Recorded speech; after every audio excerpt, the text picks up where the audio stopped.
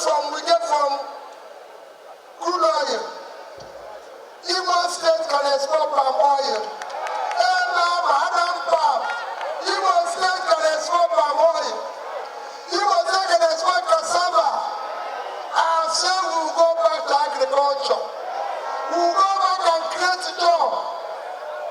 Our people can no longer be hungry. When we have a place where we can cultivate, I assure you that we will make sure that we open the channels from Owerri to Port Harcourt for export of palm oil and cassava.